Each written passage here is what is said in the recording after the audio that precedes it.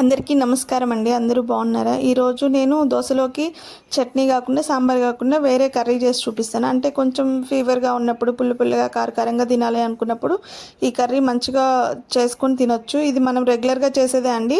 చట్నీ చేస్తే ఎంత టైం పడుతుందో సేమ్ ఇది చేసినా కూడా అంతే టైం పడుతుంది. చాలా ఈజీగా అయిపోతుంది. మనం రెగ్యులర్గా చేసే కర్రీయే కదా అనుకోవచ్చు. కాకపోతే కొన్ని మార్పులు చేర్పులు చేసి నేను కొంచెం వేరేగా చేశాను, వెరైటీగా. పాన్ పెట్టి పాన్లో ఆయిల్ వేడెక్కాక కొంచెం ఆవాలు వేసుకొని అవి చిటపట అన్నాక కొంచెం ఉల్లిపాయ వేసుకొని దాన్ని కొంచెం కలర్ చేంజ్ అయ్యే వరకు దాన్ని ఫ్రై చేసుకోండి.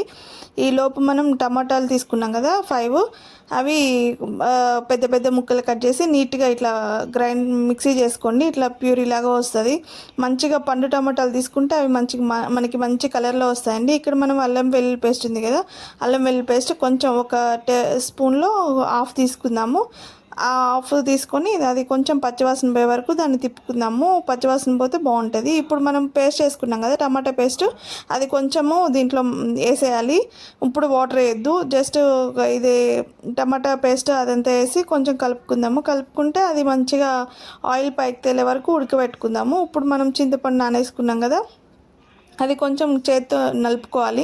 ఈలోపు ఇది చూడండి ఎంత మంచిగా ఆయిల్ అనేది పైకి తేలిపోయింది కదా. ఇప్పుడు ఇట్లా ఉడికినప్పుడు మంచిగా అటు ఇటు తిప్పేసుకొని ఇప్పుడు దీంట్లోకి పసుపు కొంచెం కారం కొంచెం వేసుకుంటాము. పసుపు కొంచెం వేసుకుందాము. కారం అయితే 1.5 టేబుల్ స్పూన్ వేసుకున్నాము. 1.5 టేబుల్ స్పూన్ వేసేసుకొని దాన్ని కొంచెం మంచిగా కలిపేసి ఆ పచ్చివాసన పోయే వరకు ఉంచుదాం అనమాట.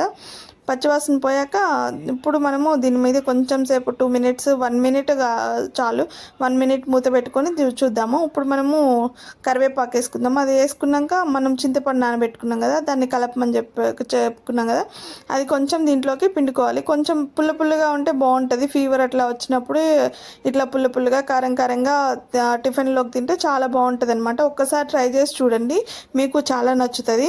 ఎప్పుడు చట్నీలే కాకుండా ఇట్లా ఒకసారి వెరైటీగా చేసి ట్రై చేయండి. ఇప్పుడు మనం కొంచెం వాటర్ వేసుకుందాం.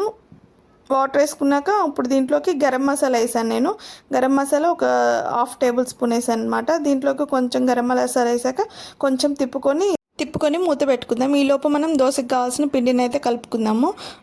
ఒక గిన్నెలో ఒక దోశ పిండి తీసుకొని, ఇదిగోండి దోశ పిండి అది తీసుకొని దాంట్లోకి వాటర్ వేస్తూ కొంచెం లూజ్గా కలుపుకుందాం. దోశకి మనకి కన్సిస్టెన్సీ తెలుస్తుంది కదా, ఆ విధంగా అయితే నీట్గా కలుపుకుందాము. ఇదిగోండి చూడండి, ఈ వీడియోలో చూపిస్తున్నట్లు ఇట్లా కొంచెం పలసగా వాటర్ కొంచెం వాటర్ వేసుకుంటూ కలుపుకోండి. ఈలోపు మనకైతే కర్రీ అయితే ఉడికిపోయింది. చూడండి కర్రీ అయితే ఉడికిపోయింది నీట్గా.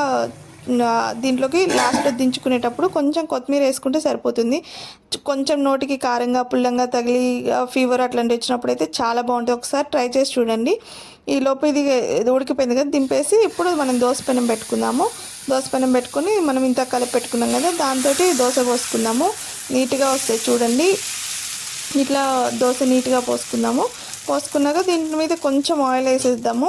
ఆయిల్ వేసేసి దాన్ని తిప్పేసుకుందాము. ఇట్లనే మనకి ఎన్ని దోశలు కావాలో అన్ని దోశలు వేసుకుందాము. ఒక్కసారి మీరు ట్రై చేసి చూడండి. ఈ కర్రీతో చాలా అంటే చాలా బాగుంటుంది అనమాట.